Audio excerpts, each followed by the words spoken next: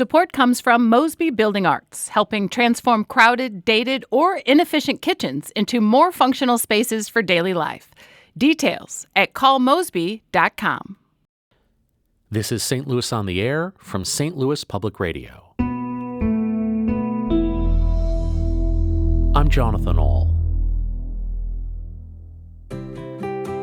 Tom Akers was born in St. Louis, grew up in Eminence, attended the University of Missouri Rolla, and then went to space.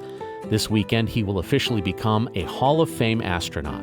Tom Akers has been on multiple space shuttle missions, helped repair the Hubble Space Telescope, and walked in space. And today, he's on the line and joins us on St. Louis on the Air. Tom, welcome to the program. Thank you, Jonathan. Good afternoon.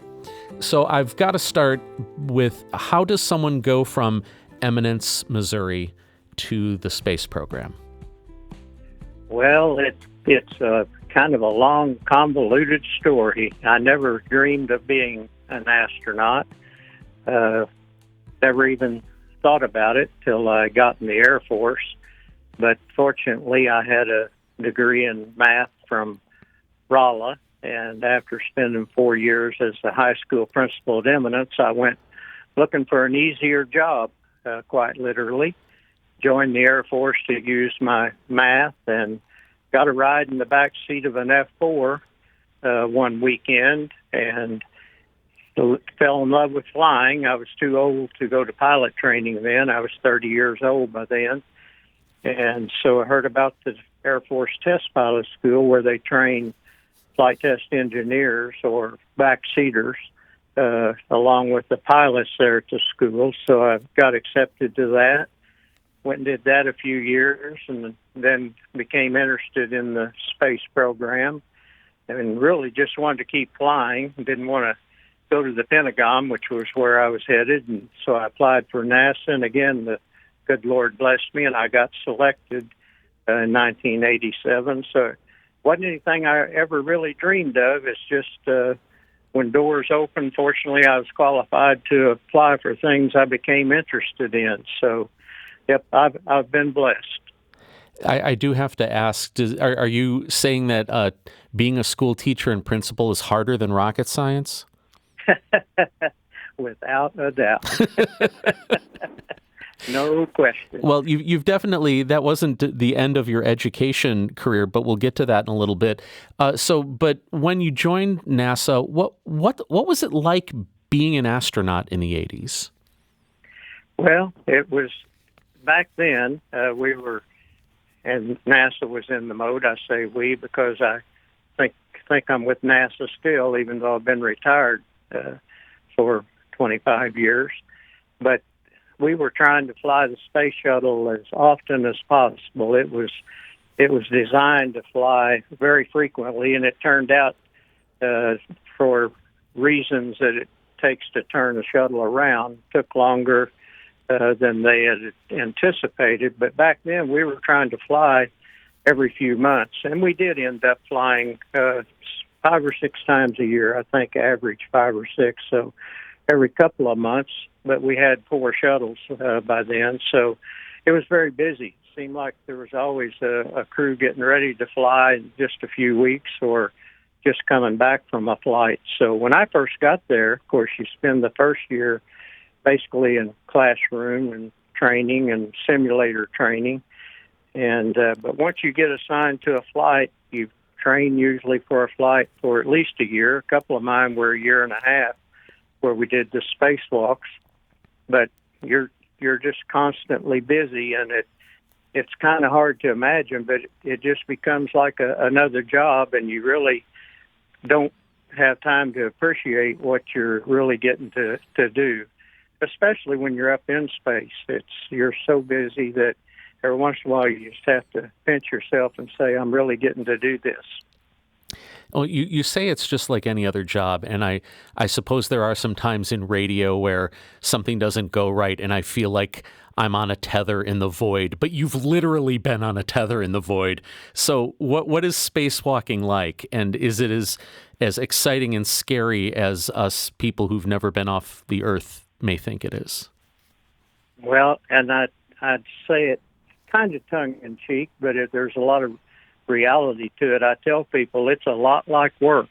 When you're out there in a spacesuit, you're kind of like being in a straitjacket. You can't move as quickly or as easily as you can here with gravity and not in a spacesuit, which is inflated, of course, providing you with your oxygen and air. But no, it's not scary at all.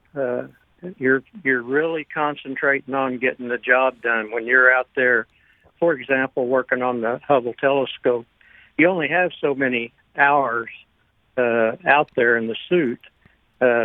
Planned 6.5, and on my first space, we were in the suit for over 8.5 hours. So you literally don't waste any time, and very rarely do you get to look around and look at the Earth, which is down below you or across beside you, depending on the orientation of the space shuttle. But no, it's again, you're so busy, you don't have time to think about anything other than, where do I hook my tether right now, and what tool do I need to get done, what we need to get done, because they literally pack every second that's planned. You don't have any basic free time or leeway to play. I don't know if anybody's ever even thought about doing anything other than what needed doing when they were out doing a spacewalk. Can you tell us a little more about what specifically you did on the Hubble Space Telescope during your repair missions? Well, we had 5 spacewalks, and Kathy Thornton and I did 2 of them. In fact, we had done one on my previous mission, so out of my 4 spacewalks, Kathy Thornton was my partner. And on the Hubble, the days that we weren't out doing spacewalks, Kathy and I were monitoring the other 2, Jeff Hoffman and Story Musgrave, who were doing the spacewalks. They did 3 of the 5. We monitor them and have the checklist with the procedures. You don't have procedures with you when you're out there doing the spacewalk, telling you what to do next. Even though you've trained for hundreds of hours in the pool and you know pretty much exactly what to do, it's nice to have somebody watching and, making sure you're doing the right thing next. But on Kathy and I's first spacewalk on the Hubble, we removed the old solar arrays that were on there, and one of them had kind of warped, and they weren't functioning. They were still working, but they weren't working correctly. So we had new solar panels to put on. So we did that, and then we also replaced a computer module in one of the bays of the Hubble telescope. And then on our second spacewalk, let me think a minute. What did Kathy and I do? Oh, we installed, kind of a big deal, the CoStar corrective optics instrument that helped fix the problem with the mirror. As you remember, when we launched Hubble, and it was up there the first 3 years, it was sending back fuzzy pictures because they had ground the mirror to a radius that was just like less than a human hair off, and it made all the pictures fuzzy. So some real smart engineers came up with the thing. It's about the size of a telephone booth, weighed 900 pounds. Of course, it didn't weigh anything up there, but that was one of the scientific instruments in the Hubble that we took out and then put this CoStar, or corrective optics instrument, in its place. And it's this big box, but really the only thing in it were a few little mirrors up in one corner that intercepted the light coming from the big Hubble mirror and sent it then to all the other instruments by adjusting it to correct for that problem.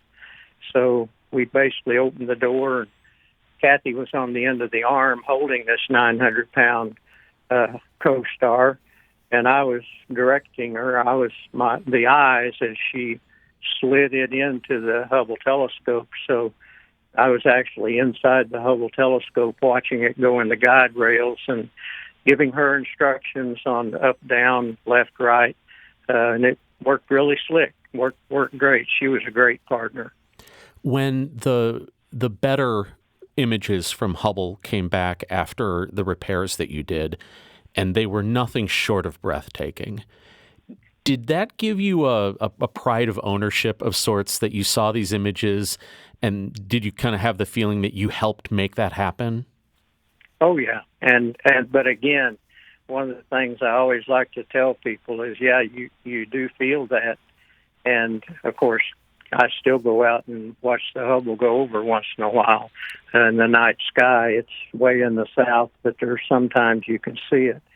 But yes, but it's really, we astronauts got and still do get all the attention when there's a space mission, just like the recent Artemis II mission. And there are thousands of engineers and support people who not only make that mission possible, but help run the mission real time. And they're the real heroes that make our space program the success that it's been. But yes, you do. You feel proud to be part of something that's bigger than yourself. This is St. Louis on the Air, and I'm talking with veteran astronaut, Missouri native Tom Akers. He was part of 4 space shuttle missions in the 90s. Later this month, he'll be inducted into the U.S. Astronaut Hall of Fame. Tom, you've had a storied career. You're going to be inducted into the Astronaut Hall of Fame.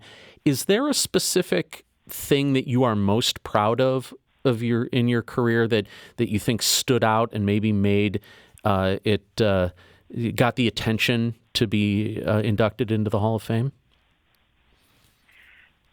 No, not really. Not any one thing. I was just blessed to be on some really unique missions. My second mission, we went up and rescued a stranded satellite, and I was one of 3 people to do the first and only 3-person spacewalk, or EVA. So how is a 3-person spacewalk different than a regular one? I'm curious about that.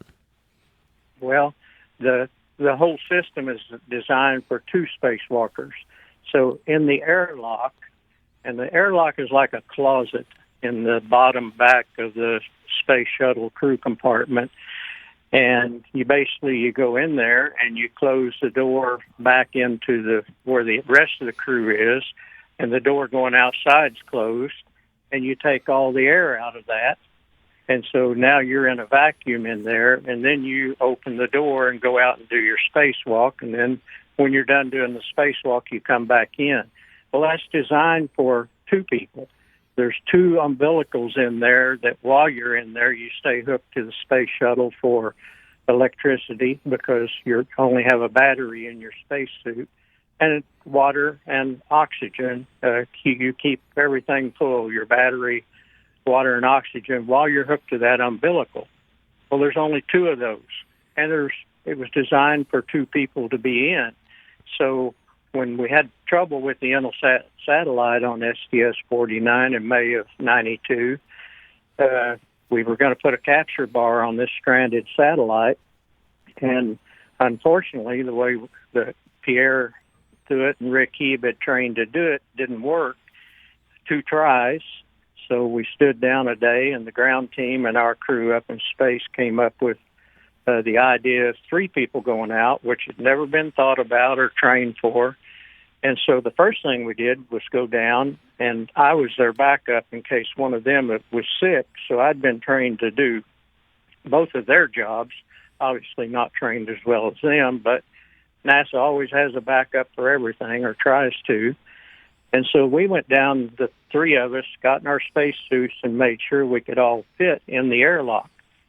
And then the plan was, and this is what we did, Pierre Thuot and I shared umbilicals. So when you're in there and you start getting whoever's on the umbilical, they have cooling because they have water coming in and their batteries being charged.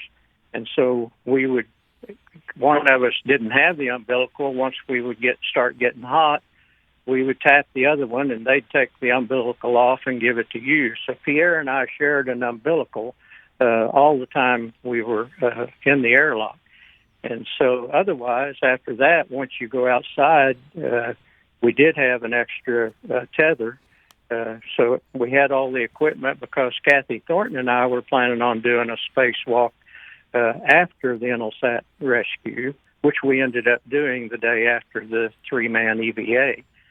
So, but it worked really slick, but it was something we'd never thought of. And there again, it's because of the team of really wonderful people that work at NASA, and I'm convinced that there's no problem that people at NASA can't figure out how to solve. We've always come up with a way so far to get around problems like that when they occur on a mission. And you try to think of everything. You try to have a plan for what can go wrong, but you never can think of everything. Tom, after your NASA career ended, you decided to go back home, teach in Rolla at the university, and then later live in Eminence. You probably could have done a lot of different things at the end of a NASA career. Why did you choose to go home, and why did you choose to teach? Well, I always wanted to be a teacher, and I loved math. And so, this is home, and our families are here. And so again, the good Lord just opened the doors for me to be able to go and spend my last 2 years in my 20-year Air Force career there at the ROTC unit at Rolla. And then I transitioned over to the math department again. Just so happened they had an opening. And so I was an instructor there in the math department for the next 11 years. And I really loved it. There's no better feeling than explaining something to someone and seeing the light bulb come on. So I really enjoyed my 11 years there teaching math. Were your students aware of your astronaut history? I God bless my math professor when I was in college, but he just seemed like some dusty guy at the front of the classroom trying to teach me calculus. Were they aware of, for lack of a better phrase, how awesome you are? Well, the first year or two that I was there, they knew because there were articles in the local paper and everything, because the 2 years I was there, I did a lot of public speaking, trying to recruit people into the Air Force ROTC, and I always talked about my space adventures. But after a couple of years, no, the students didn't know I had been an astronaut. I never mentioned it. But you know what was funny, Jonathan? By the end of every semester, and it was usually in the last month of a semester, some student would come in and say, "I saw you on TV last night." And that's when they discovered I was an astronaut, and it was from watching Tim Allen's home improvement show that my crew, we got to go to after the Hubble mission. And so in the reruns, somebody would see that and come in and tell them, and that's the first time they knew. So no, normally they didn't know. And honestly, Jonathan, they weren't that all impressed. They were more impressed I'd been on TV with Tim Allen than being an astronaut. Well, for whatever it's worth, I'm incredibly impressed by anyone who has gone into space. And you are much more humble than I would be if I had accomplished what you've accomplished. And so you're going to be inducted into the Hall of Fame this weekend. And right. You have said many times already in our conversation that you are part of a very big team, and you've given credit to other people. But still, how do you feel about this honor?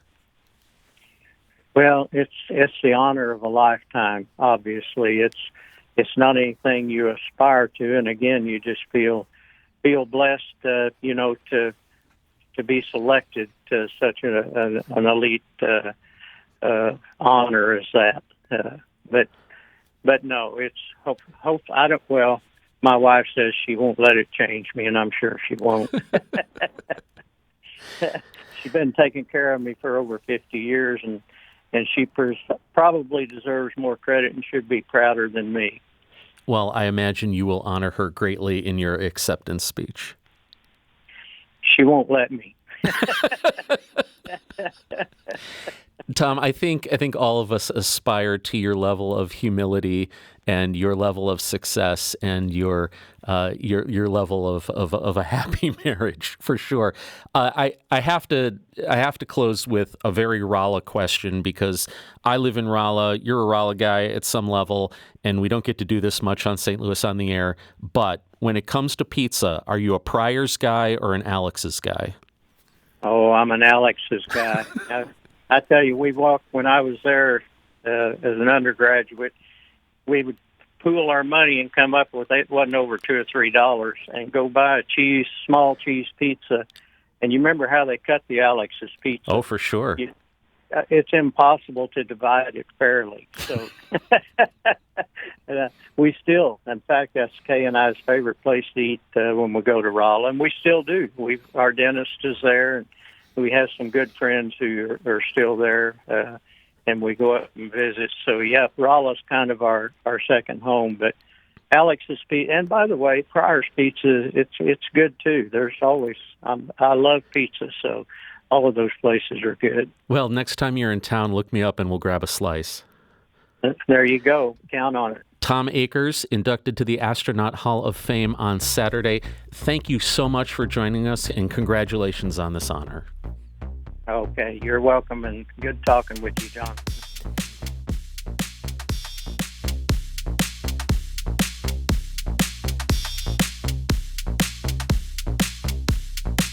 This episode was produced by Danny Wissentowski. Audio engineering and podcast design by Aaron Dorr. Our executive producer is Alex Hoyer. St. Louis on the Air is a production of St. Louis Public Radio.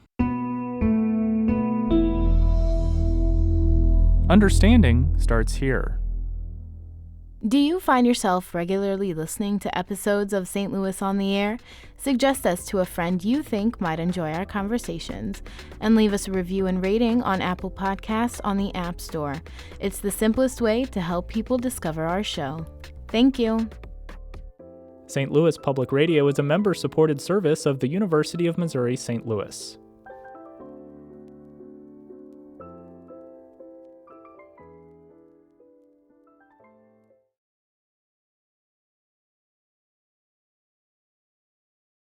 Hi, I'm Laura Hamden, and my colleague Jessica Rogan and I are your daily hosts of the Gateway newsletter. We meet with the editors in the STLPR newsroom every weekday to bring you the top local stories of the day in a quick and easy 6-minute read by 6 a.m. In an age of overwhelm, it's a refreshing, thoughtful take on the news day, if we do say so ourselves. Fine-tune your daily news habit with the Gateway newsletter. Subscribe at stlpr.org/gateway.